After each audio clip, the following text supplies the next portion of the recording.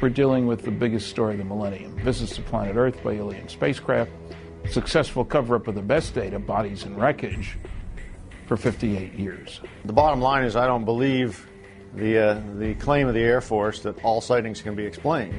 This is the biggest secret in the history of the human race, and particularly in the history of modern government. We are being engaged as a planet and as a species by other beings. The Canadian government is how I actually proved that the U.S. government was covering up their collection of UFO sightings and records. America and Britain have made it very clear to a lot of countries who have the same sort of sightings and the same resources that this is something that they better not let out, not until we say it's okay. If we would get off of this ego trip, this Western scientific ego trip, we would not become the virus of the universe that we are. Nobody really wants us out there. The dependence on oil could be ended overnight. We're being slowly conditioned to understand that there is life outside this planet and that we probably live in a universe and a galaxy teeming with life. I had my own UFO sighting and said, well, case closed. There's nothing like seeing one for yourself to end the debate. I'm absolutely sure that we are not alone in this universe. We invite you now to come with us upon a great and wondrous journey, an adventure perhaps into your very own past, present and future. See and hear the real stories, and most importantly, be introduced to the actual individuals who have volunteered to come forward to speak the truth.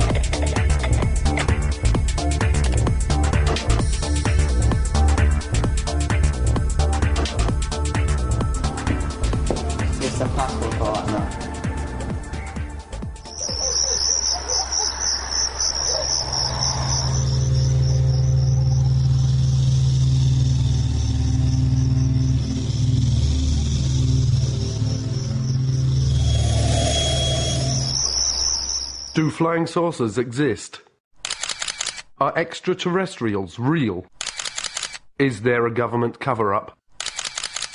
For nearly 60 years, denial has been the only official position of the governments of the world relative to UFOs, alien abductions, and extraterrestrial contactee reports.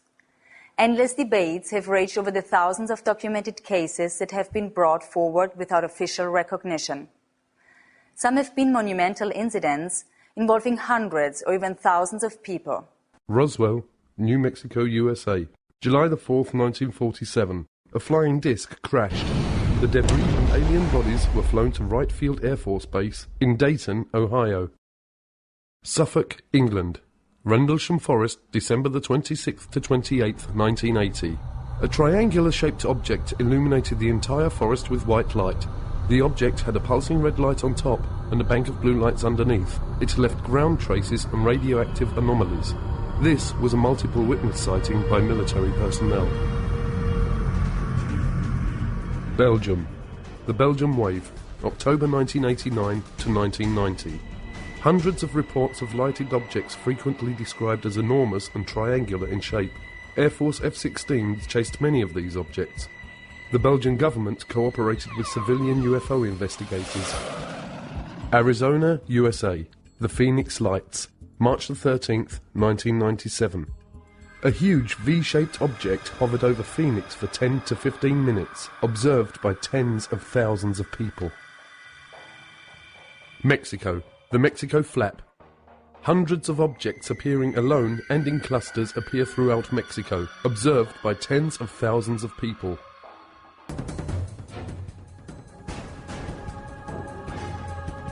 Flying saucers are real.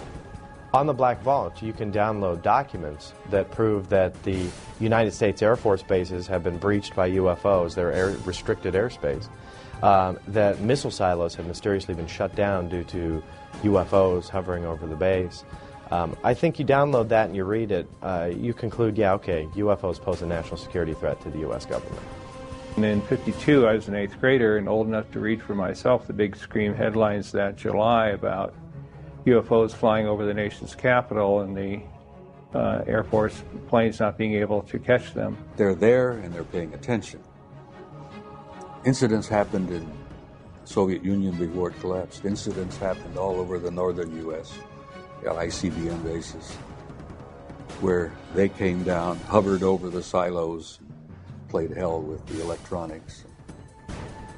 Pictures were taken. Hundreds of witnesses watched them. It's highly classified. You'll never hear that, except from whistleblowers and big mouths like me. Well, while I was attending Northrop Aeronautical Institute and working for Douglas Aircraft in El Segundo, California, I had heard about George Adamski, and one of the Sunday newspapers, he had his story and his pictures of contacts, plus pictures of his ships. Well, I had, by that time, seen so many during the day and the night that I felt I would like to go up and meet this gentleman. On the weekend, he would entertain people who would come to see him, military people, engineers, scientists, people from all walks of life. He had taken some beautiful pictures of the scout craft as well as the carrier ships. I went up to see him. He had a 6-inch telescope that he used to take the pictures of the flying saucers.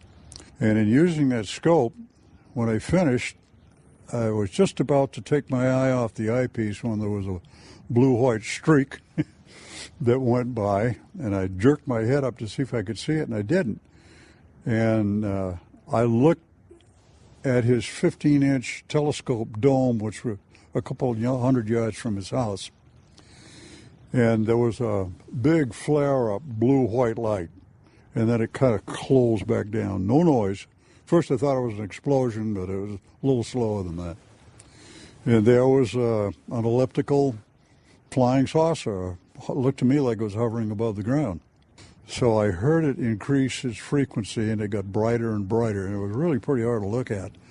And it shot straight up until it looked like one of the stars. If you've ever been to Mount Palomar at night on a dark night, boy, they're big and bright. And it stopped for an instant, and then it shot over the horizon over San Diego. We have more than one witness who have been involved in the tracking of these objects on radar. You know, many people say, well, look, if this stuff was real, why are there no radar reports? I said, we have them. We actually have the radar tapes from the FAA. This is not just UFOs, and this is not being visited by guys from other planets.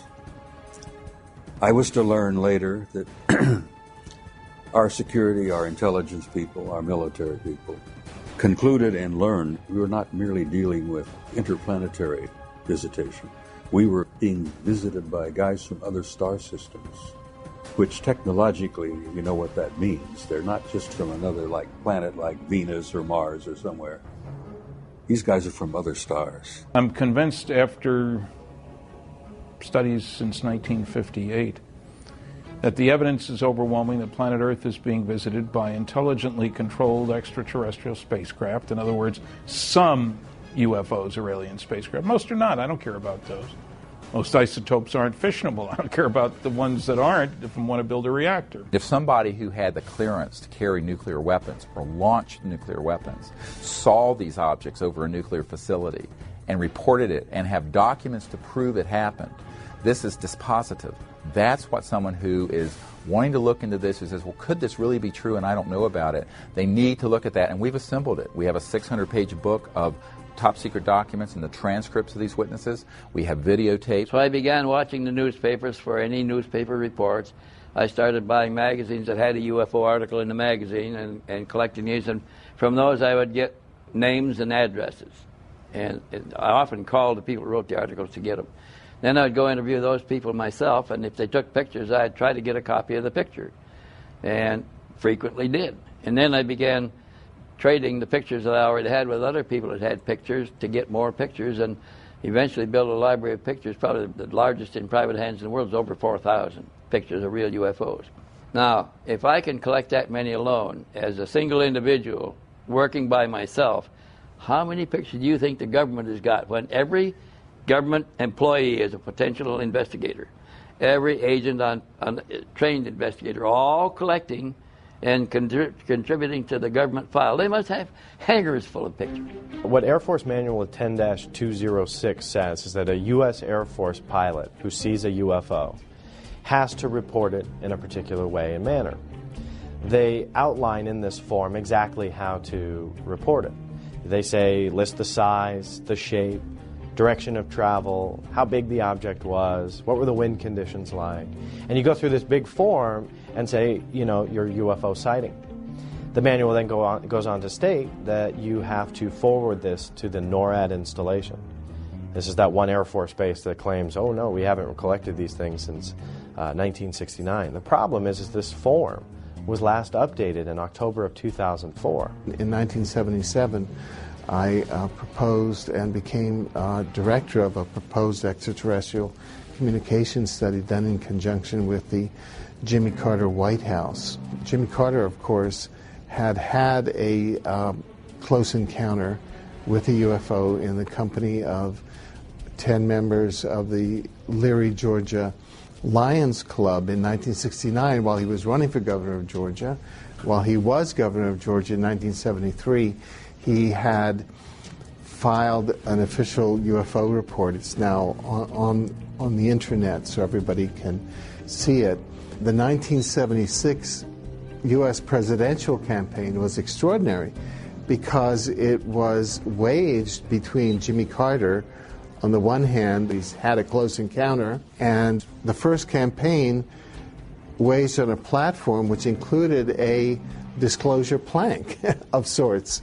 Jimmy Carter was asked on various occasions, and this is documented, once elected, would he open up the extraterrestrial UFO files, and he said yes, he would. We have over 450 military and intelligence witnesses. They range from generals and brigadier generals to air traffic controllers and strategic air command personnel in the Air Force to civilian people in the FAA, the Federal Aviation Administration, to astronauts and cosmonauts. And it's an enormous database of people who have up close and personally seen UFOs or worked in those projects in their capacity as a government or military person. Even with the massive amount of pressure governments can exert to maintain the ongoing cover-up, people continue to come forward and tell what they have personally experienced. Like that, 15 miles in a fraction of a second. I disengaged the autopilot to push the nose over because we were at a collision course, and when I did, I just saw it head on. It's 300 feet in diameter. We knew that. We had a knowing, like somebody was telling us, 300 feet in diameter. So at that time, I heard a hell of a noise. And I said to Fred, what the hell was that? He said, well, the navigator and the radio man ducking fell, hit their head, one hit their head, hurt their arm, they were scrambling on the deck. So I thought it hit us underneath. So I said, well, where in the hell did it go? And Fred said, right over to the right. I couldn't see it. So it drifted forward about 5 miles from it. It never got to the altitude that we were at, a few hundred feet below. I began to watch it. Well, we knew then it was a friendly encounter. They just wanted us to see him. So then I went to engage the autopilot again. The magnetic compass was doing like this. And the bird dogs, which is direction finder, the two bird dogs, they were pointing right at this thing, just vibrating like this. And there was a lot of electrical things in the airplane that went haywire. So I told Fred, did you see that coming? He says, it was close. It was doing this. And so I went back to the vacuum operator. That's the old airplane, the vacuum operator, hydraulic operator control. So I go back to that and set. So then we sat there and watched it for a while because it just paced us, stayed with us. And so the other crew wanted to land at large engines, so I had sent back. They came forward. Al Jones, which was the original plane commander, took my seat. And it was still there. He was watching it. And as I was walking back aft, he decided he was going to chase it. And so he disengaged. When I get back aft, I wanted to see how the passengers do it. They're all on the right-hand side. They could see it underneath the wing. And then, I recognized the doctor back. He was a psychiatrist out of Bethesda Naval Hospital, plus a lot of other things. So I said, I better talk to him first. So Cornell said, "Did you see what we saw, Doc?" He grinned at me and looked me straight down. Yeah, he says, "Yeah, that was a flying saucer." I didn't look at it. I don't believe in such things. When I was 16 years old, I was walking down the street in Arlington, Virginia, and saw 7 red light type UFOs over Washington that made headlines around the world. And since then, I've seen 8 alien vehicles on 8 occasions. The sightings I've had are more things flying right by or bluish-green orb things. I've had 5 sightings. Never reported them because I don't need the grief. But the trick is you can't mention the company name or be in company uniform. 2 of my friends, excellent pilots. One of them was a famous pilot, and they both got fired for doing interviews like this, but they were in uniform. Since I've been a child, I'm looking up into the sky thinking, is there more than just us human beings in this huge universe? And now I do believe there is more life forms, different life forms, and more dimensions than we can perceive. I've had several sightings. Probably the closest sighting would have been back in 1974. I was driving back between Ottawa and Montreal, going towards Montreal. And I remember going on the highway, and we came within literally probably several hundred feet of a huge, huge ship. And at first, we were driving away here, and I'm thinking, am I really seeing this? And we slowed down and sort of peeked out, and an enormous, enormous ship. I would have to say that it was 2-3 times the size of a 747. And it completely silently glided over across the highway, and we saw it go off into the distance. So there was no mistaking that was not anything at that time that would have existed conventionally or militarily. I was a lieutenant from the Bulgarian Air Force. My plane was MiG-21. What I believe there is much more going on than we can see with our naked eye. Being in the 3rd Battalion, 7th Marine Regiment, we were pretty active. We were on the East Coast in an area called the Punch Bowl, which is just down the road from Heartbreak Ridge. We had a lull in the fighting, so we just sat around and played poker. And somebody looked up and said, "What the heck is that?"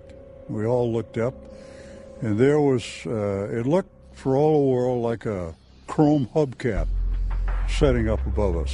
And if you looked at it, it kind of had a watery, shimmery look and a little bit bluish white periphery.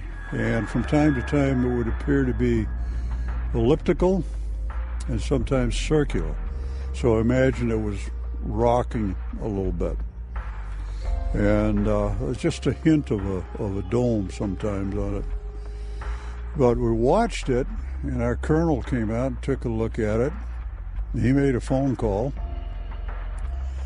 Pretty soon, 4 F-86D model Sabre jets came out, and they tried to get to the object. And it appeared that they hit some barrier that you couldn't see, because they would stall out and do a 1.5 turn spin and then pull out at the bottom. Flying saucer finally decided to leave and got very, very bright. And it was pretty difficult to look directly at it. But it rose straight up and it went through the overcast. Now, when it went through the overcast, there were 3 black rings that radiated from the flange of the craft and went from the flange of the craft all the way over the horizon with no sound at all. And what it looked like was somebody dropping a pebble in a glassy pool of water, and the rings were spreading out. In January of 2005, 5:24 in the evening, I was driving south on Interstate 25, south of Denver, and I see this black object coming up the road, above the road, in the sky. And I thought, that's curious, what is that? As I get close, as we close, I see that it is a solid object. I thought it might have been Canadian geese for a start. I thought it might have been a piece of plastic blown up in the breeze like a kite.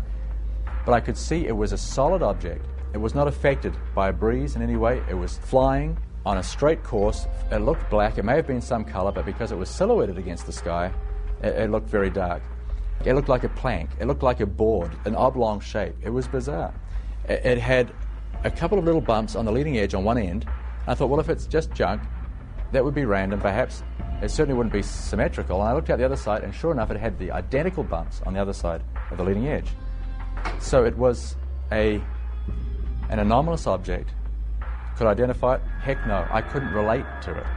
It had no sweep back, no anhedral, no dihedral, didn't have any external power plants, no wings or no tail, empennage, flight control surfaces or probes. A search of the term fast walkers on the internet immediately reveals references that fast walker is a code name used by various government agencies to refer to UFOs, or, as they are sometimes called, non-referenced targets. Okay, that's holding pretty well. Craft that I recorded that did the 180-degree turn down on this portion of the screen, they're called fast walkers because of their speed. The whole episode took about a half a second to perform or less. We're talking milliseconds. And that kind of lets you know that it's not an Earth satellite that we're looking at because it's moving so fast. Plus the fact our satellites don't change direction 180 degrees without changing speed or 90 degrees. And I have seen many of the shadows go up and do a 90 degree right across the screen. And sometimes you'll see 3 or 4 objects in formation. It looks like formation flying, and one will branch off to the left and one will go to the right. Somebody coined the phrase fast walker, and it's appropriate. The fast walkers are these very rapid-moving electrogravitic and anti-gravity disks and craft of various shapes. The National Security Agency actually for a long time had called these ETVs, extraterrestrial vehicles. And from the military who have tracked these objects, and they've been called fast walkers because, as opposed to slow walkers, which are satellites, because they move at enormous speeds. For example, they've been tracked at going tens of thousands of miles per hour in the atmosphere and make a right-hand turn without decelerating. Well, you can't do that with a conventional system. You have to correct for gravity and mass inertia. That's what these things are doing. So these have been tracked on dedicated and classified radar systems. Occasionally, people who are on an ordinary system will pick them up. Today, the internet is literally alive with websites that are filled with detailed reports, many of which include convincing videos and pictures of unknown crafts and alien-like creatures. I live in Phoenix, Arizona. I am a sky watcher, UFO hunter. I have a website called seeingufos.com. I had an interest in UFOs my whole life, but officially got started on April 15th of 2004 when I walked my dog in the middle of the night, looked up in the sky and saw some strange lights. I've got over 200 UFO video clips on my website. I'm more interested in the day footage. Now, the day footage is completely different because that's harder to dismiss, you know, so I would have to say every other month it seems like I'm catching something. And I go out every day, pretty much 6 days a week, a couple hours a day. You know, you add all those hours up and that's a lot of time just to catch one thing for 20 seconds. But that's more than most people see in a lifetime, so I think that's better than nothing. Well, I'm involved in the political resolution of the what we now call, I prefer to call the truth embargo that the government imposed on the facts regarding an extraterrestrial presence. That presence has been established, I think, many times over by the citizen science research that's been going on since the 40s. The government did studies, but they were primarily for show. And the issue, from a government standpoint, has been managed very intensely since 47, at minimum. Managed in the sense that the government was going to deal with it, but deal with it within the national security structure and never acknowledge that there's anything to this. But in fact, there is. I mean, we are being engaged as a planet and as a species by other beings. Possibly multiple species. This has just been proven beyond any doubt at all. Anyone who reads the research who isn't compromised by being either an idiot or in the employ of the government management of the issue can only arrive at one conclusion. The evidence is overwhelming.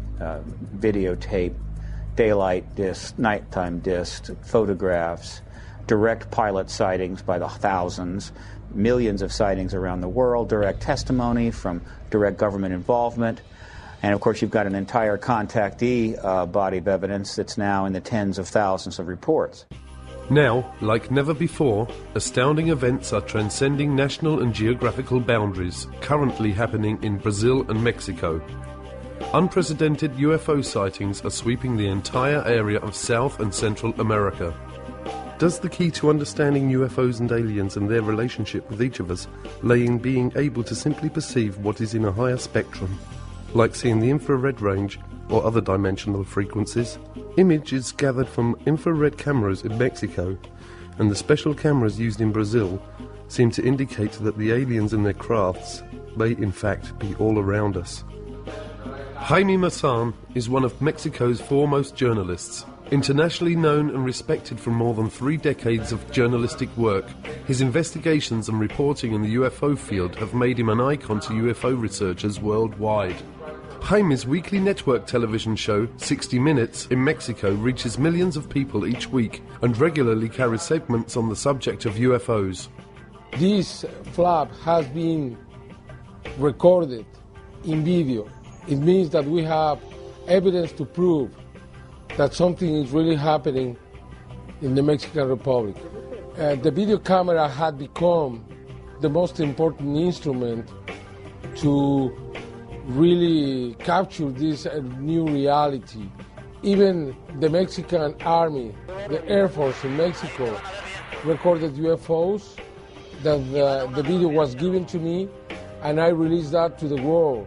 In that case, that happened on March the 5th, 2004, the soldiers were able to record something that they couldn't see with their own eyes. And that's amazing. That was the first time someone recorded something that they weren't able to see.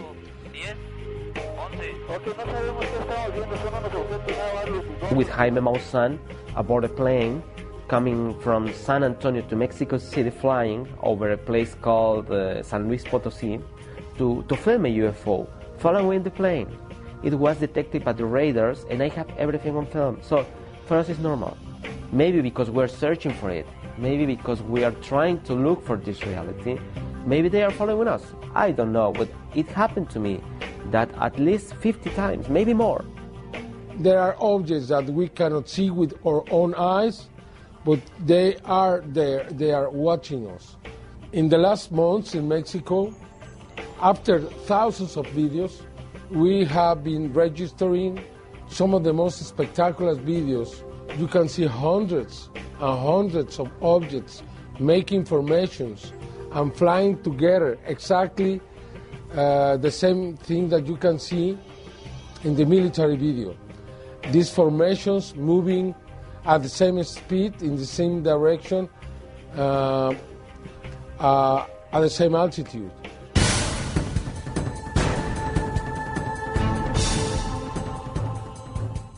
As the more one researches, the more one discovers that literally tens of thousands of very credible people of every age, occupation, and nationality are claiming that they have had personal contact with either aliens or interdimensional beings.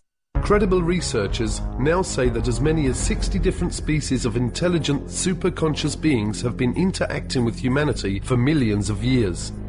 Physically, they're humanoid. Their skin is as white as a piece of paper. Throughout much of their adult life, they're the same height that I am, 5'11", 6 feet tall. Their eyes are perhaps twice as large as ours. They're typically blue eyes with white pupils, although when they get older, especially the men, their eyes take on a pink shade. Their eyes stretch further around the sides of their head than human eyes do, and their ears and their nose are only about half the size of human ears and noses, and their ears lay back along the side of their head more than a human does. Their lips are not as prominent as humans, and they don't have teeth, they just have ridges, because they're plant eaters, they don't eat meat. How Can we know for sure exactly how many extraterrestrial races are visiting us or interacting with humanity? I mean, there are different sources disclosing some of that information. I found none the most credible to be whistleblowers, people who have worked in these various secret projects who in some way have kind of been given information that gives them an idea of exactly how many races are here. One of those sources is a sergeant who worked for 22 years in the Air Force, Clifford Stone, and he was involved in these top secret projects that involved the retrieval of crashed discs. And in that process, he was able to get quite a bit of information on how many extraterrestrial races are visiting us. And he came up with the figure of 57. Others have come up with slightly more. Another prominent whistleblower or a former employee of the CIA is John Lear, and he talks about over 60 races that are visiting the Earth. On one night, I saw between 200 and 300 different tall white individuals. There were so many I couldn't count them, lined up along the mountains to the east up along where the ammunition bunker was. On the night that the tall white lady known as Pamela was supposed to finish her final exam to be head of the technology transfer team to go into Livermore. In amongst those 200 or 300 tall whites, and that's just an estimate because I couldn't, it was a crowd of people and I couldn't count them all. There were also American Air Force personnel, nobody below the rank of colonel. There was like a 4-star general, a 3-star general. There were several of them. There were also several American government people in civilian clothing over there. Could it be possible that our universe is not only immense, but that it is full of life, and that there is a great diversity of this life spread throughout our own local galaxy and even our solar system? Equally outstanding is the recent revelation by the government of Brazil of their intent to turn over the official UFO files dating back to as early as 1954 to the people of Brazil. Well, the Virginia case is probably the best well-documented case that we have in Brazil and probably in the world. Yeah, you know that over 80 witnesses came forward, first-hand witnesses came forward during the first weeks, and they are still coming after it happened. During all these years, we still keep getting witnesses that come forward and tell us pieces of the big story that we know that comprises the capture of at least 2 alien creatures in the city of Virginia. We know for a fact, because we have it all documented, plus the witnesses have confirmed and cross-confirmed that one alien was captured in the morning of that day, which was a Saturday, about 10:30, by a fire department and some personnel from the Army. Another creature was seen at the same day by middle afternoon by 3 girls. It was them who called the attention of all the city to the fact that strange creatures have been seen, because when the first one was seen and captured in the morning, it didn't draw too much attention. But at the afternoon, when the girls saw another creature and then spread the word to everybody, we saw the devil, that's what they thought they saw. That night of the Saturday, January 20, 1996, that second creature, probably the same one saw by the girls, was also captured by a police troop, a police car, actually a military police car with 2 policemen inside. The one who was sitting in the passenger seat was Marco Elixerezi, and he was lucky enough to be the one who spotted the creature and grabbed it with his own bare arms, bare hands, got back to the car, put the creature in his lap, and took it to the hospital. 25 days after that, he died on February 15 of some bacteria attacks, proving that his immune deficiency system was absolutely destroyed. And Army personnel and authorities kept it all secret for lots of time until the UFO researchers started protesting along with the press And we did so much pressure that eventually information was released about it. The exobiological aspect, that the probability of life out there has actually increased over what it was in 1950. And the indication that there may be ways of traveling faster than the speed of light so that, hey, they can get here from there. It doesn't mean that they're coming in 5 minutes or they're coming every hour or every day, but you know, they might be able to traverse huge distances in a period of weeks or months or something instead of spending hundreds or thousands of years. Well, look at the UFO sightings. Maybe they provide the answer that they are here. There was talk in the war room about a study that was underway. And this study became initiated in 1961 as a result of an event that occurred early February in 1961, where a flight of unidentified objects were flying from the Soviet sector to the east over the Warsaw Pact, toward the west over the NATO lines. These objects were very high, they were very fast, they were in formation, they appeared to be circular in shape, and they were obviously under intelligent control. They came in a formation of, well, what appeared to be almost 100 of them. And they flew in formation at a high rate of speed from the east over NATO, over the Channel, southern coast of England, where they turned, flew north, and disappeared from NATO radar over the Norwegian Sea. We found out that the Soviets had gone on alert, the Warsaw Pact had gone on alert because they picked them up. All of our Air Force and radar sensory devices picked them up. NATO thought those objects belonged to the Russians. We found later that the Russians thought they belonged to us. Both forces were to find out later that they didn't belong to any of us, that they belonged to somebody else. And of course the big question is, who the hell do they belong to? Who are they? What are they? Where are they from? They demonstrated incredibly high technology. There were not jets. There were no contrails. They were circular, they were metallic, and they were in formation. They moved, obviously, under intelligent control. NATO SHAPE, Supreme Headquarters Allied Powers, initiated a study in 1961, which was underway when I arrived in '63, to determine what the hell these things were. Some experts now claim that societies exist in our universe at every conceivable level of social and spiritual development. Societies and civilizations that express themselves in countless manners of physical forms and spiritual ways. Have great wars and conflicts occurred within our own solar system? Does our true planetary past include rebellions and disputes that have raged throughout our heavens? In our distant past, have massive spacecrafts rained destruction down from the heavens, ravishing continents and destroying advanced civilizations? Genesis 6:1. When men began to increase in number on the earth, and daughters were born to them, the sons of God saw that the daughters of men were beautiful, and they married any of them they chose. The historical record is plain.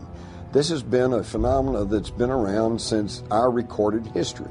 The Vedas, the Hindu Vedas, which are among the oldest writings in the world, talk about the flying Brahmas and how that they were used to launch weapons and blow up cities and all this stuff. You know, again, we've got Ezekiel, and it just goes all the way back.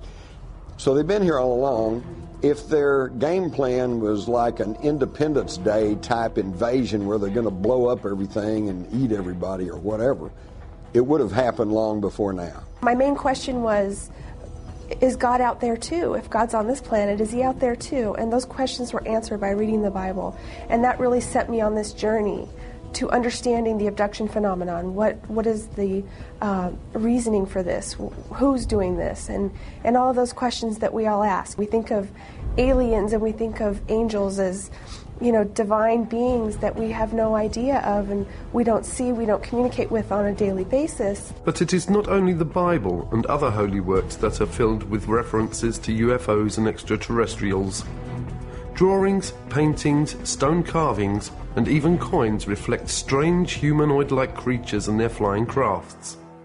Serious researchers now say that the real question is not whether there are abductions occurring, but are there abductions to help or to harm us? And the Greys were authorized to, sort of like a Noah's Ark, to develop a full genetic and DNA bank of all flora and fauna on this planet so as to replant it centuries down the road after the catastrophe. Can you imagine any president, whether it be Bush or Clinton or whatever, standing before the public and saying, yes, I am aware that we have this joint program with some aliens to upgrade our biological computers, to build better bodies to house our souls in future incarnations.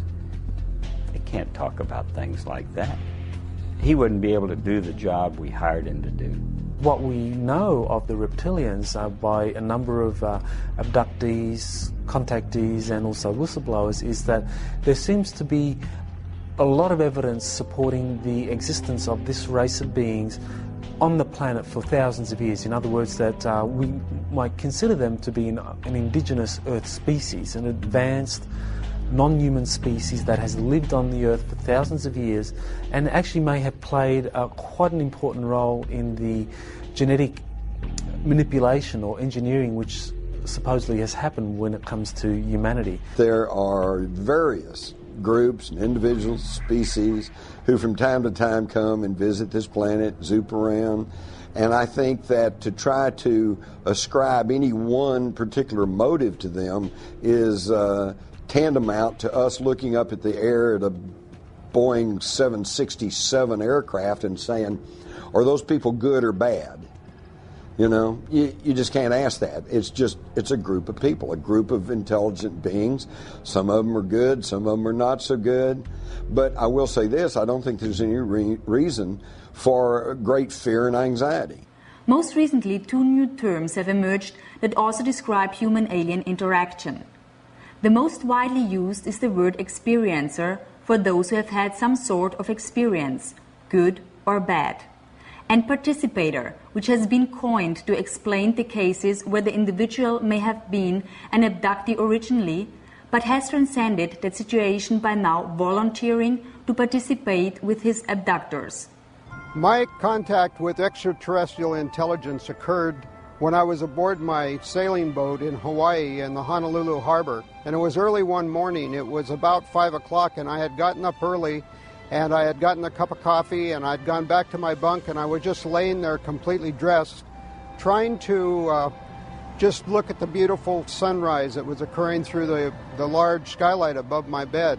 Then suddenly the most incredible energy enveloped me, and the whole room began to like glow and glisten, and a beautiful woman materialized right next to my bed. And at first I thought I was dreaming or hallucinating, and I said, "You can't be real." And she said, "Well, I am." And I said, "Well, why are you here?" And she said, "I'm here as a representative of a group of friends that want you to come to a briefing." The room was lit up completely, but my eyes were closed. I knew somehow not to open my eyes. There was something telling me, don't open your eyes because you won't like what you're going to see.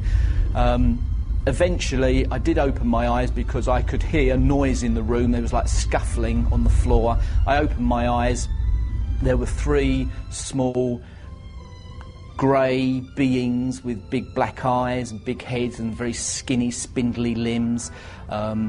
They pulled me up out of the bed, and then with one behind me and one each side of me holding my elbows, walked me towards the window.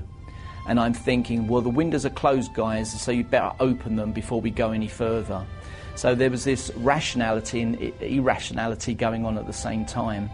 I boarded what could be called a saucer. It was some type of an interdimensional vehicle that took me to the briefing that was occurred on a planet, the local planet here in our system. It was Jupiter.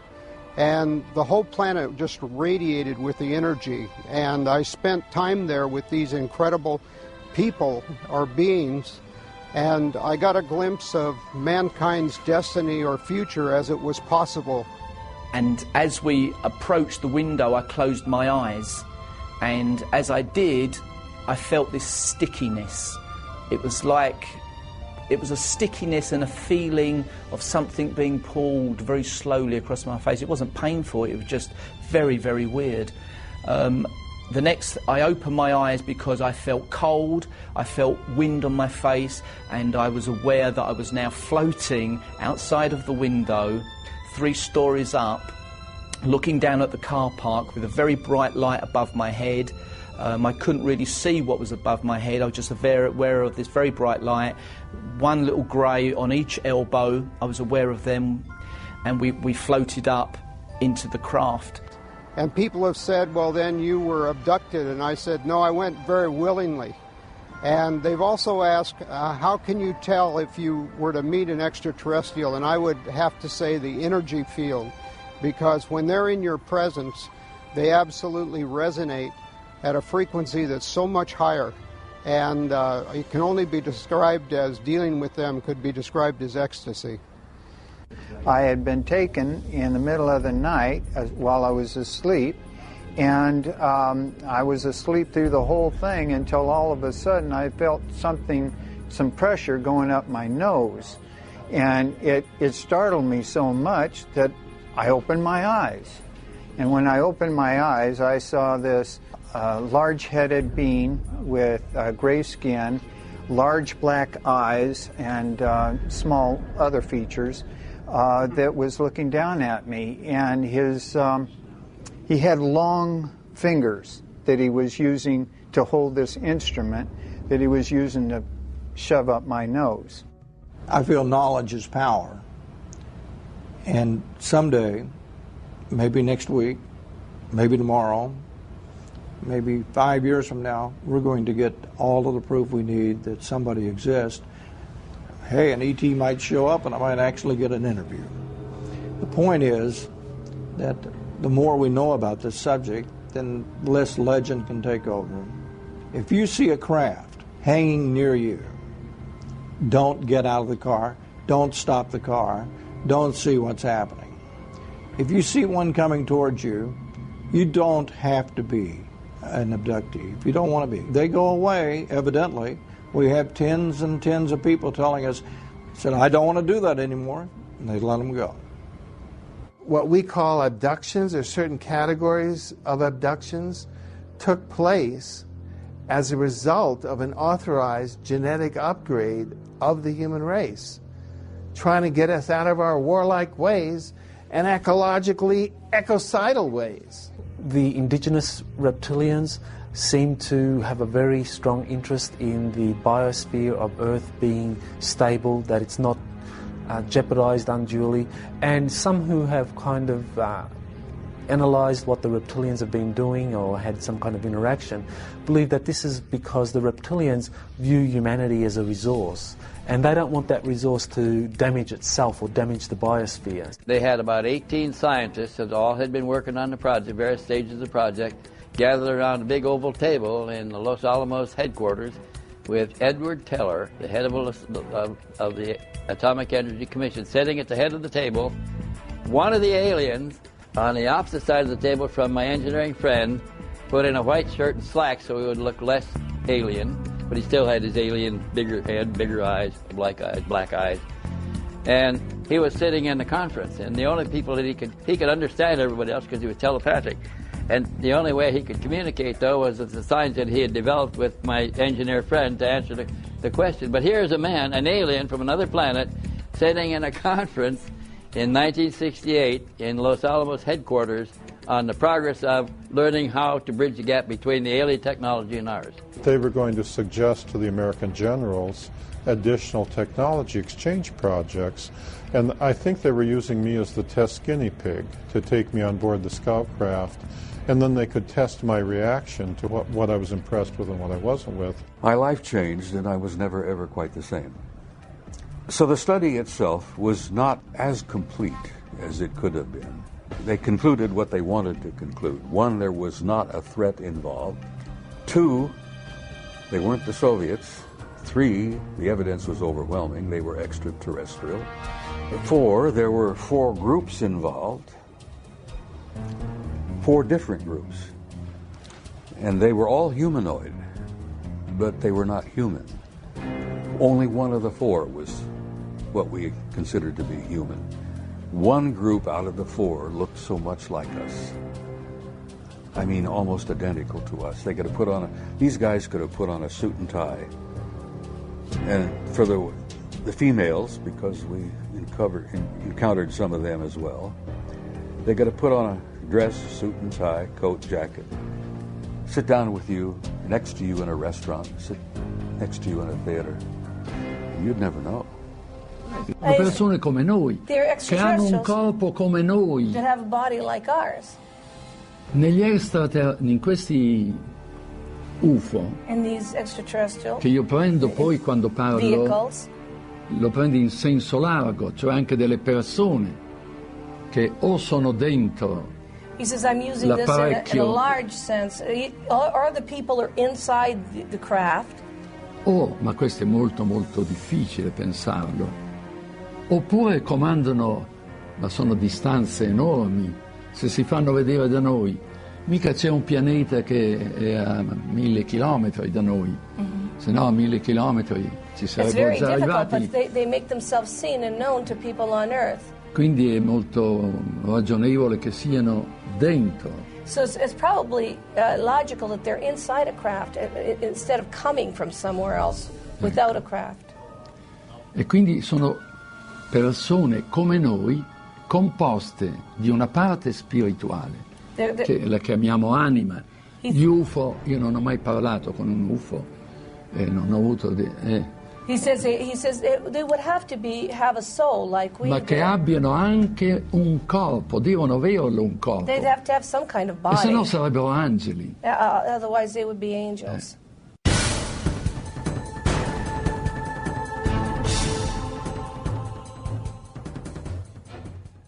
How can countries, one of which actually borders with the United States, be having UFO visitations by the hundreds when other major nations of our world insist that they are not? And even more importantly, how can these countries' governmental policies, both official and otherwise, be that they never have had UFO or alien contact? The only logical explanation is in fact that governments are willing to lie. For the past 9 years, I've been researching into the United States government files on what they have on the UFO phenomenon and all sorts of different conspiracies.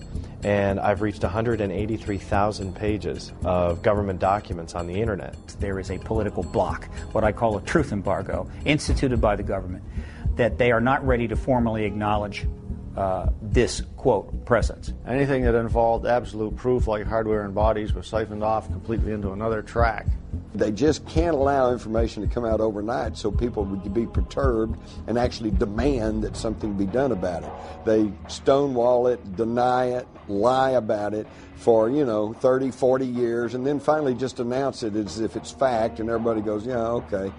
It's clear we're dealing with a cosmic Watergate, meaning some few people within major governments have known since at least July 1947, when 2 crashed flying saucers and several alien bodies were recovered in New Mexico, that indeed some UFOs are alien spacecraft. The government set up Project Blue Book, the Air Force did, in order to investigate this subject on a, you might say, a low level. Researchers, mostly regular citizens, have proven without a doubt there's an extraterrestrial presence. We're being engaged. The evidence is overwhelming. And in some cases you can actually point to where the Air Force explanation completely contradicts what's inside the sighting report itself. The word UFO is actually a disinformation term that was invented after they knew that they weren't unidentified and they knew they didn't fly. So it's sort of a mind play. When the first evidence of ET visitation and hardware and so on came along, the U.S. government took the attitude that we couldn't release this to the general public because it had extreme implications for defense. We don't want our enemies to know that we've got one because then they might try to get one. To the extent that we might be able to back engineer the technology, we don't want to tell somebody else that we're trying to do such a thing. Gus Grissom, who was probably the person I was closest to, felt that they were spam in a can, that the astronauts were just a public relations campaign for a secret military program that was spending much more.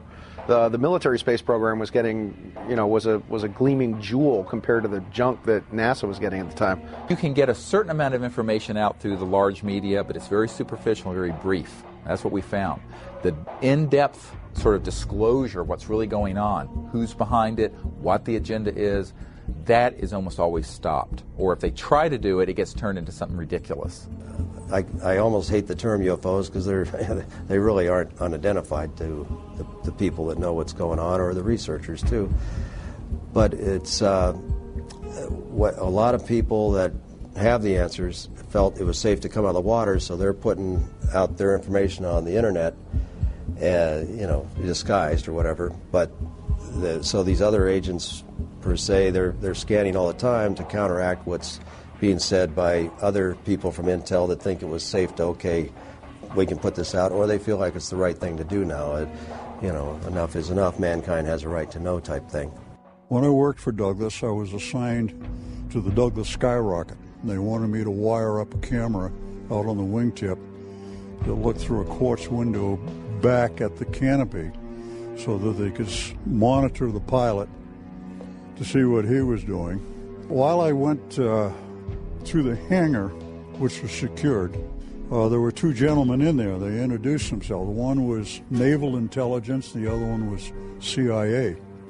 And I started working, doing my job, wiring up the camera, while they sat around and talked. And it became very apparent to me that they were there for that purpose, to talk. They knew about all my flying saucer experiences, all the way from Korea. They told me intelligence, CIA intelligence group, had 3 intelligence digests, flying saucer photographs, witness documentation from all over the world. And they said that I should probably try to get those 3 copies, and that's when I wrote Admiral Freeman. And wasn't able to get the documents, incidentally. But in addition to that, they told me that I should tell people what my experiences have been. And I said, tell everybody you can, because they can't. They were not allowed to talk about it. There's this curtain of ridicule that's been drawn up around the UFO phenomenon. And as long as that curtain of ridicule holds solid, the scientists will be afraid to contribute anything to looking into UFOs. And part of that curtain of ridicule involves the fact that hardly any decent papers have gotten into the refereed scientific literature. So that curtain of ridicule may be slightly opened up now that they have a paper that they can refer to, and if they feel like writing to their own papers on UFOs. The secrecy has invaded, like a cancer, many institutions, including the media, government, corporations. I got into more and more controversial and exotic subjects. I found myself a journalist without a journal. There is definitely very tight control over the flow of information in certain topics through our corporate control mass media. They seem to take it upon themselves to be the gatekeepers of information. Part of this information that they are keeping from us is the just absolutely immense wealth of information concerning the UFO phenomena and the fact that it can be tracked and documented all the way back through history. The only institution that is more corrupt than what I'm describing as this rogue transnational kleptocracy is the major media. Worse than the Congress, worse than the White House, worse than anything at the normal level of clearances at the Pentagon is big media. Big media does not report the truth about these things because they are not free to. And we think in the United States and in the Western world we really have a free press. We have a free press on everything that's not important. On the really important issues, it's very controlled. And this is the most important issue. This is the biggest secret in the history of the human race, the known modern history of government. And they have cooperated with keeping this secret. How is this cover-up contained and maintained through international borders? And if it is, are their motivations the same? The best guess is that since America has such overwhelming economic power, the only worse thing than America being mad at you is for America to ignore you.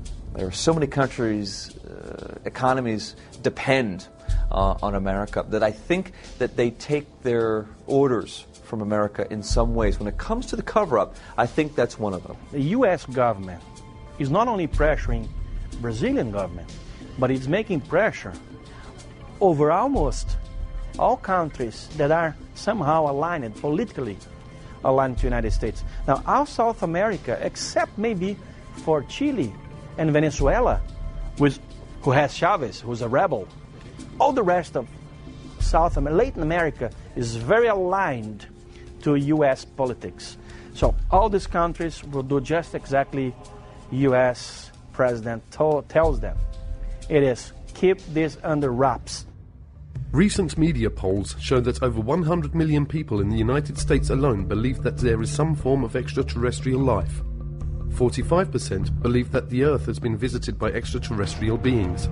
Nationally known journalists continue to turn a deaf ear to the public's demands for true investigative reporting on a daily basis, accepting instead the dribble of denial from numerous government agencies as fact, while refusing to interview the legions of researchers who have made serious scientific investigation of UFOs and alien contact their life's work.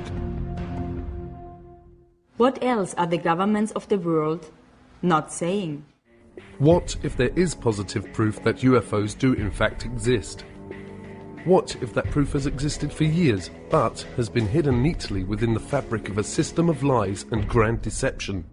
We need to be very concerned about the way in which this whole area has been managed by the national security agencies responsible. By maintaining secrecy, keeping people in the dark, it means that we really don't know whether this secrecy and withholding the information, withholding the technologies from the general public arena is really for the best interest of all of us. The problem has been since the early 50s, and I have the government documents. The United States government has instituted a policy of denial and control over the information. Nothing happening there, folks. Nothing happening there, folks. And if somebody persists in saying, but I saw it, then they're ridiculed. You've got a screw loose. Something's not right with them. This is absolutely just unconscionable in a country that pays lip service to freedom and individual liberty, because there have been so many people whose lives have been wrecked, whose families have been wrecked because of this policy of denial and ridicule over a phenomenon that has happened worldwide for centuries. Disclosure has a very defined definition. It means the formal acknowledgement by the governments of the world of the extraterrestrial presence. As fellow inhabitants of planet Earth, we live in a rapidly changing world. The advent of modern communication networks and the internet has made maintaining the UFO cover-up a difficult and demanding undertaking. Brian Vike of HBCC UFO, it's the #1 UFO website to send information to. Him and Rents and UFO Casebook are the three places that I always send my footage to, because they will only put verified sightings on their site. They just won't put junk up there. And I know they get over 3, 4, up to 10 million hits a month. For over half a century, the United States, Great Britain, and a host of aligned countries have been able to maintain a vast web of secrecy over what is actually happening worldwide relative to aliens, or what are generally known as EBEs, extraterrestrial biological entities. But that is rapidly changing, and disclosure, the lifting of the truth embargo, is now taking place. I'll be getting over 500,000 hits this month, but the interesting thing about that is that a couple of thousand of those hits each month are from the military. As far as sharing information on the internet, that is the best way to do it, and probably the safest way, only because I know I've sent DVDs to people and they haven't received them. And I would email them and say, look, I'm going to send you a DVD. Can you analyze it for me and let me know what you think this is? And 2 weeks later, they'll email me and say, I never got it. I'm just waiting for that day when they come knocking on my door and want to talk to me about it. But until that day, I think I think they know who I am. I think they know we're here. I think this is the way it's going to be done from here on out. Because the military definitely doesn't want to talk about it anymore. Because everything at night to them is a flare or an airplane. On the contrary, we have all this evidence that shows otherwise. Like the dawning of a new day, the internet is quickly sweeping away the darkness. The truth will not be stopped.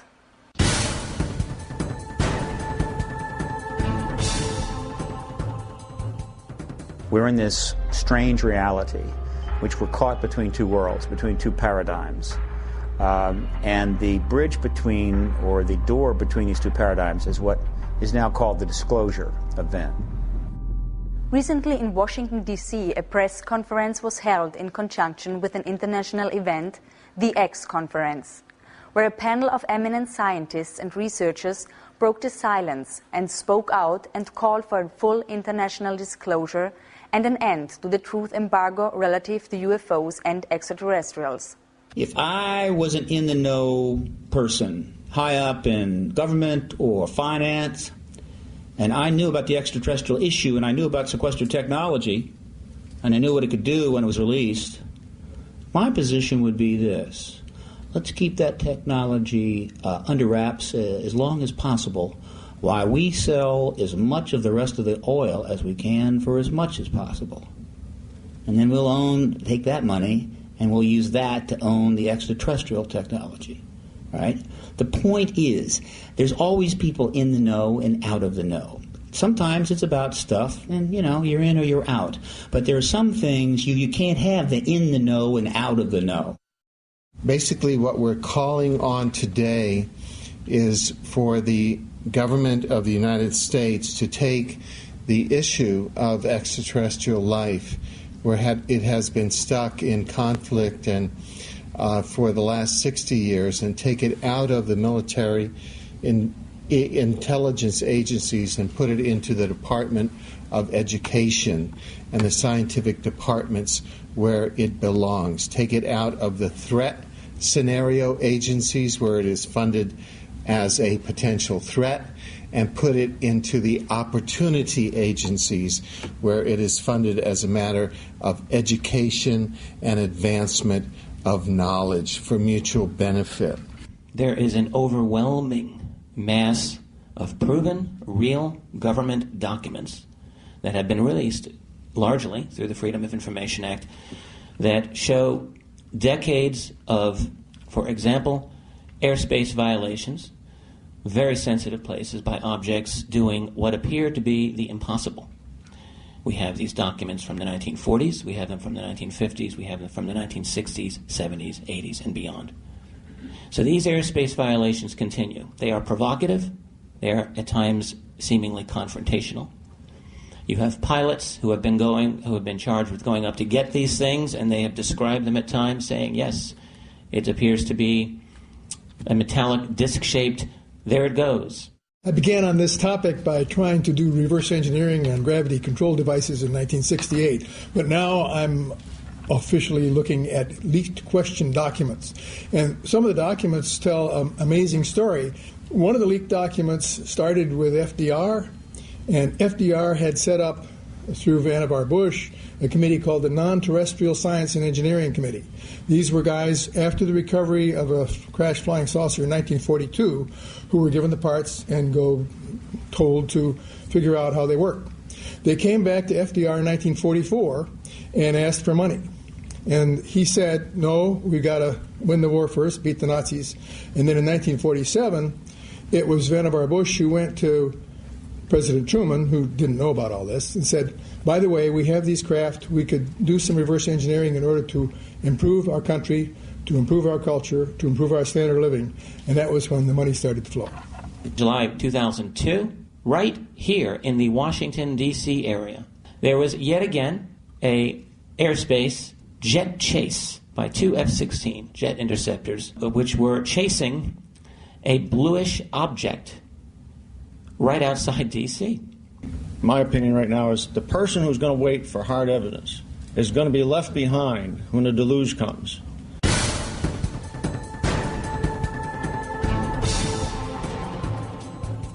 Exopolitics offers a bridge out of the permanent warfare state, the permanent warfare economy, out of the permanent warfare industry, into transforming the permanent warfare industry into a cooperative, peaceful, space-age society, integrating with universe society. So I began to look outside of the kind of conventional sphere. I began to explore theories for what it is that really is driving international politics. And so then I came up with this area of an undisclosed extraterrestrial presence that is kept from the general public. So that really did help me understand what was going on and what is driving international politics. What's important is the structural blinders and the structural belief patterns and the structural paradigm.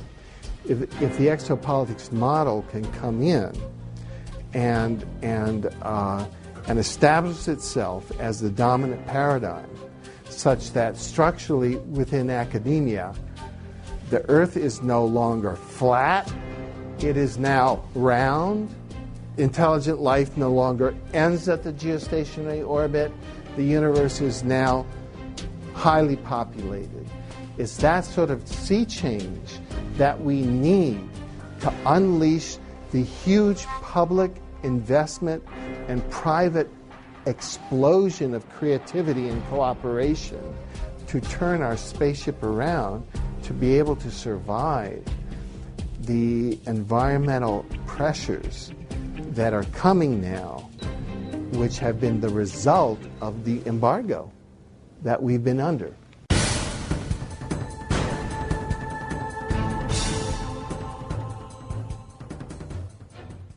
Are we, the people of Earth, on the verge of technological destruction?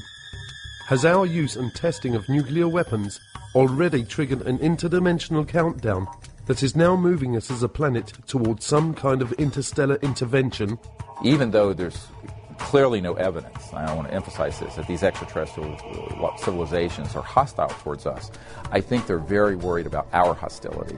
I always turn this on its head, because most of these sort of documentaries are always like alien invasion and all this stuff.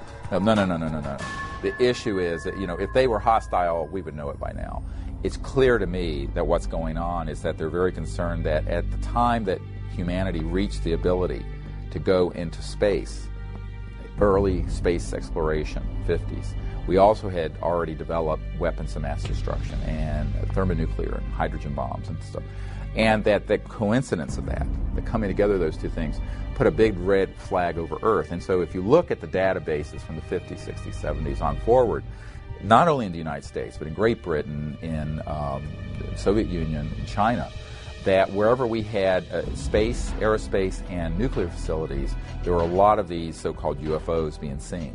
These groups that are interested in us, at least seem to show some benevolence, I think would probably step in and keep us from blowing the hell out of ourselves if it push come to shove.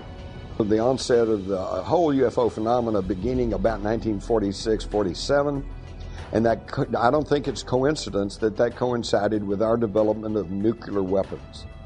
And I think that out in the universe, they were horrified. They said, oh my God, the kids have found the matches. Well, they don't want us to destroy ourselves, and they don't want us to destroy this planet, and yet they're prohibited from directly intervening in our affairs and in our evolution. So I think that we've got crop circles and animal mutilations and abductions and sightings and increasing sightings and all like that, so that it's not directly impacting on us, and yet over this conditioning period we are coming to understand that we're not the only ones in the universe.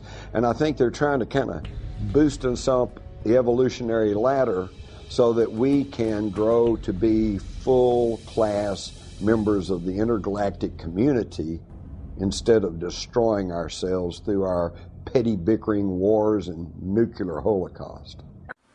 Like the dawning of a new day, the internet is quickly sweeping away the darkness. The truth will not be stopped.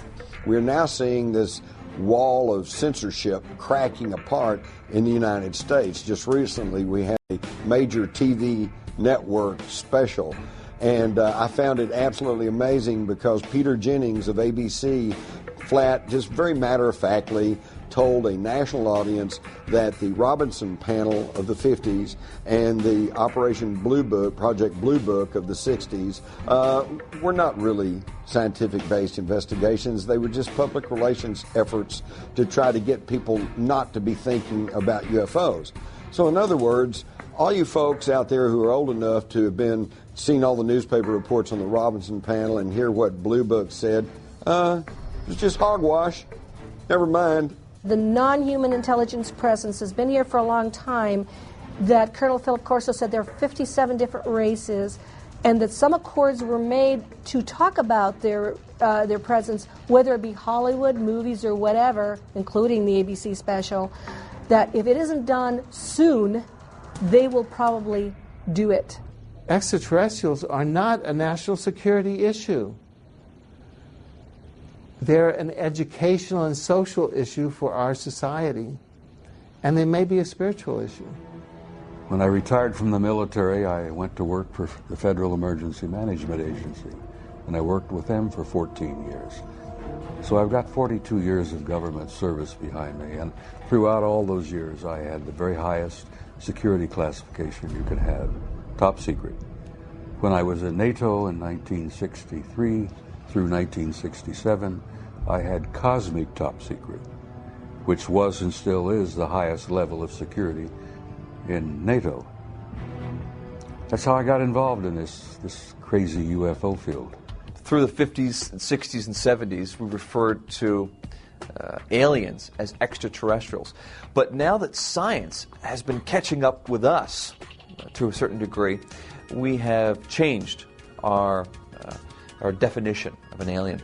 It's probably more accurate to call them extra-dimensional beings, because that would explain their ability to traverse vast distances.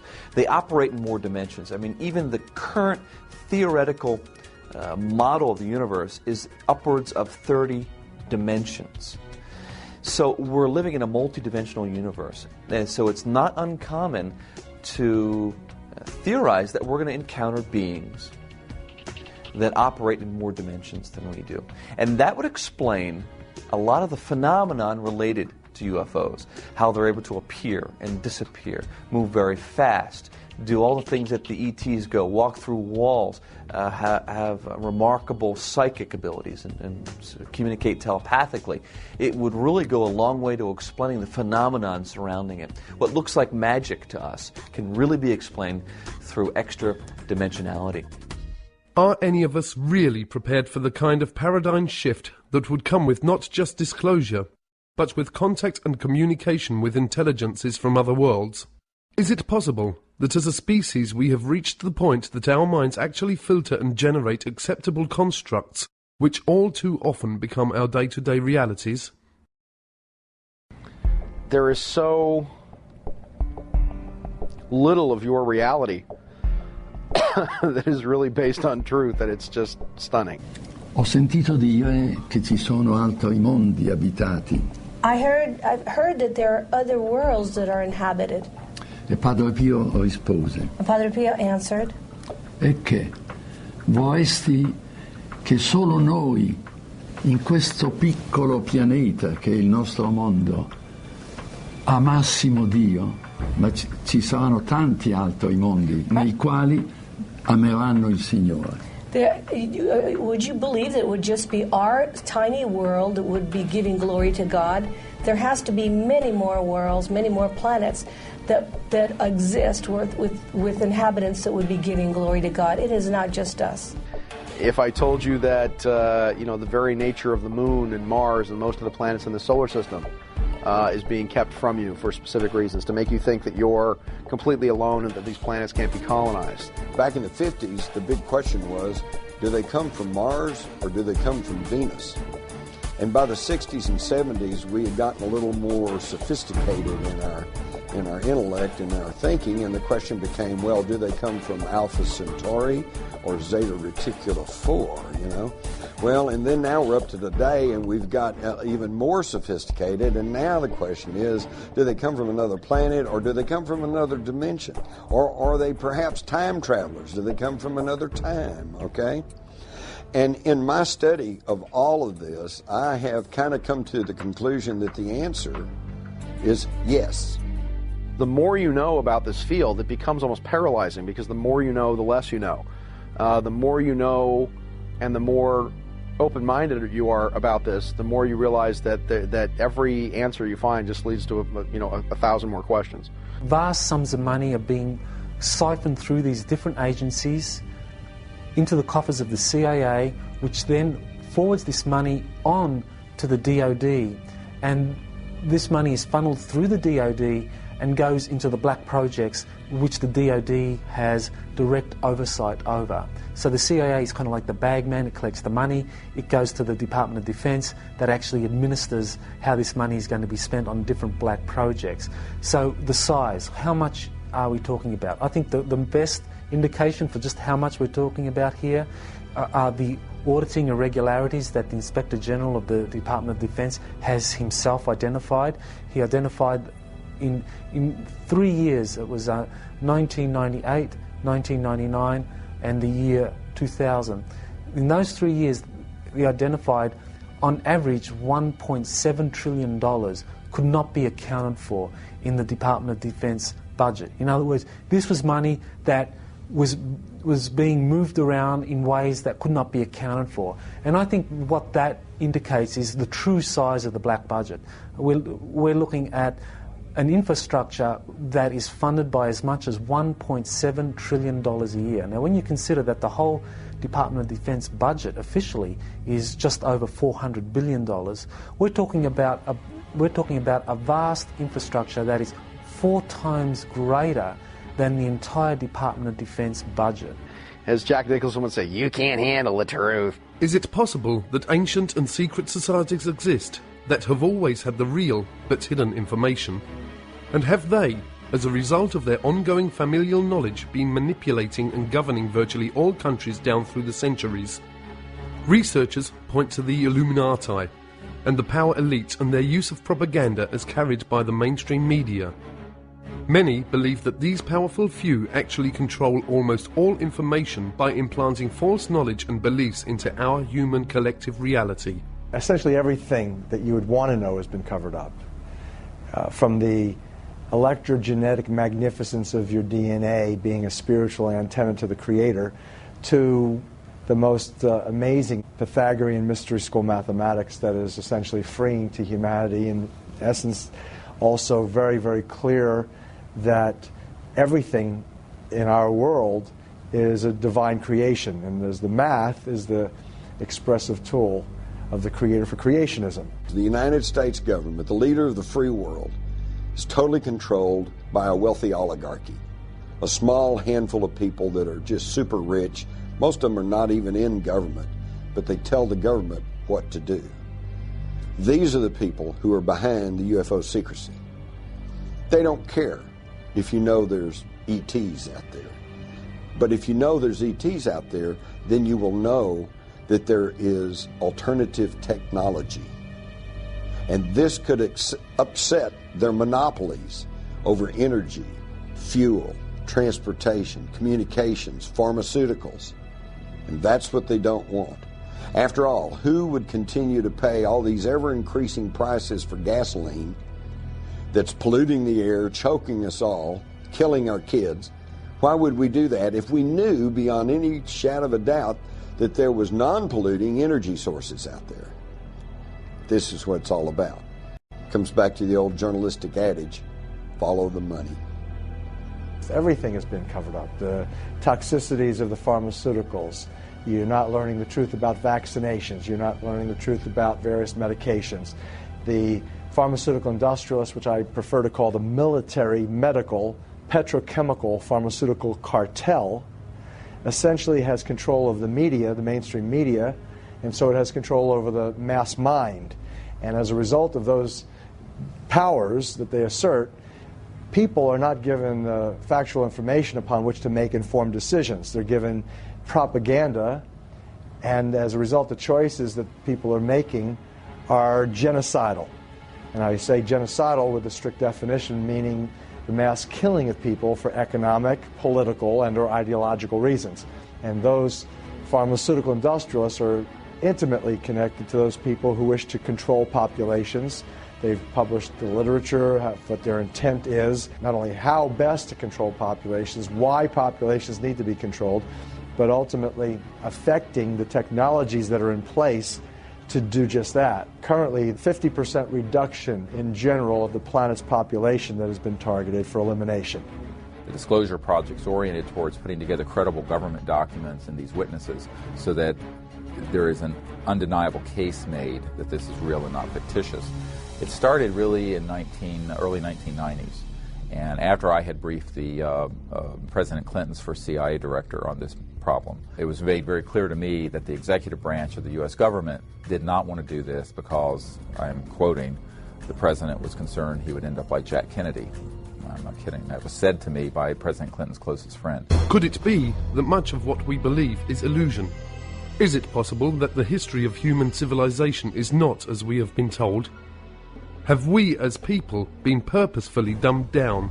And have our governments only served to strengthen the bonds that bind us to our ignorance, not only of our past, but of our present and potential future? Officials in these agencies no longer represent the best interests of humanity, but are now representing the interests of a particular extraterrestrial race that they have been compromised by. So we pay a heavy price if we don't make this open, if we don't bring in transparency and accountability into this whole process. It means that we don't know whether or not those that are behind the policies are actually implementing these policies for the best interest of humanity, which is what they claim, or for the best interest of a particular extraterrestrial race. Some of the questions that we must ask include, are there bases on our moon? Are there structures and life forms on Mars and many of the other local planets? Have our governments made deals and treaties with other life forms that affect the future of all of us on planet Earth?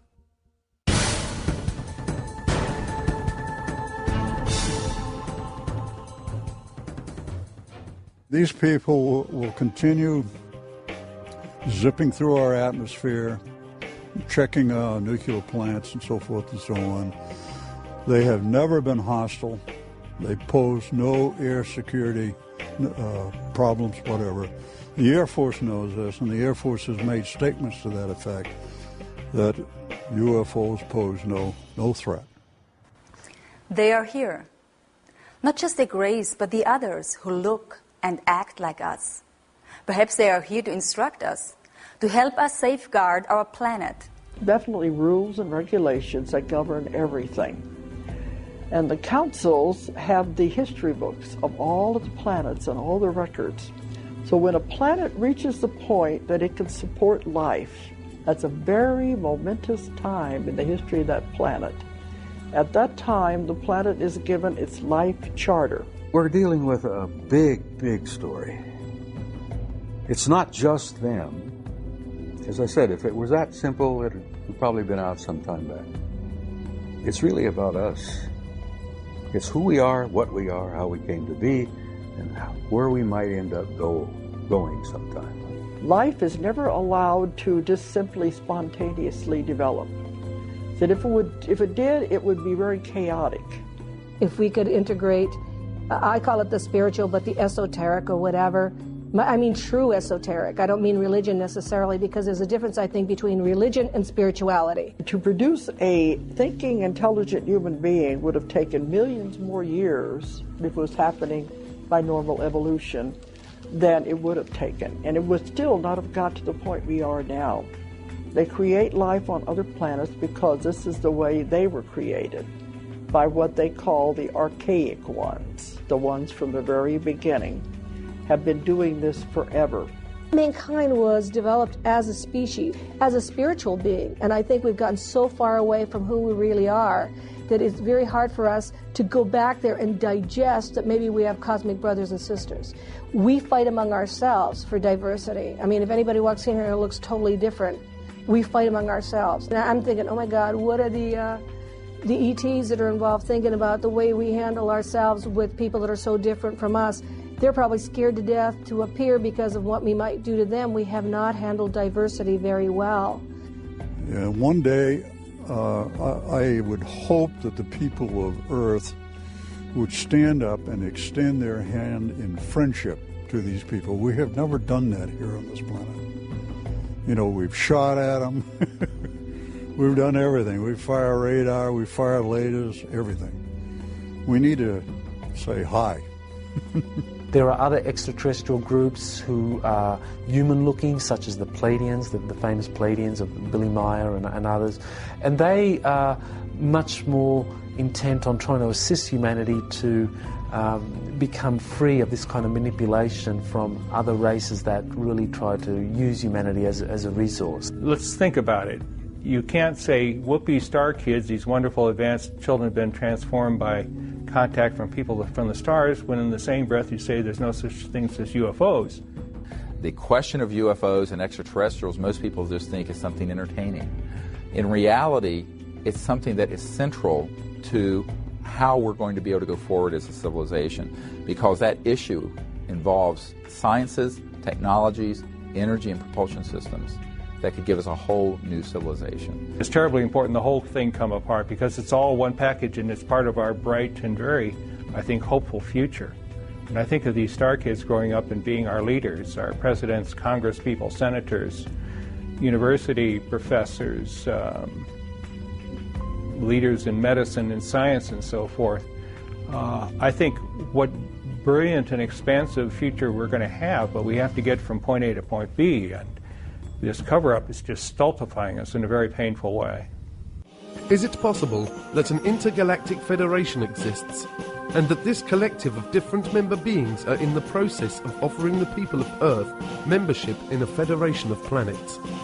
Most importantly for all of us and our children, some of these researchers say that acceptance of their invitation to federation membership would end all war, starvation and dependency upon fossil fuel-based energy systems for our entire planet. Part of the problem with the UFO cover-up coming apart, you've got to uncover the whole thing at the same time. You can't half uncover. And people who try to only look stupid. Degli extraterrestri le fanno per noi specialmente. But they're doing it for us. They are praying for us. Siamo la categoria più bassa che esiste. E allora abbiamo bisogno di preghiere. We are the lowest of the category in the evolutionary scale. He really believes that humanity is the lowest of the category of the evolutionary scale, with all the proof that he gave you of the ecological problem, of the war problem, of the choosing evil problem, and all that. This is his belief system. We all have a responsibility to find out what the truth is about something like this. And it is, people have to take responsibility for looking into what the truth is. We've put together the means for people to do that. Now people have to take the initiative, and we need all the help we can get. I would ask people to help us network this to anyone and any institution that can help. The reason this is so critical is that we've reached a point in our civilization where for us to go forward as a people, we're going to have to end this kind of illegal secrecy. And we're going to have to allow this information and these technologies to get out and begin to fix many of these large problems. I've always believed our destiny is in the stars.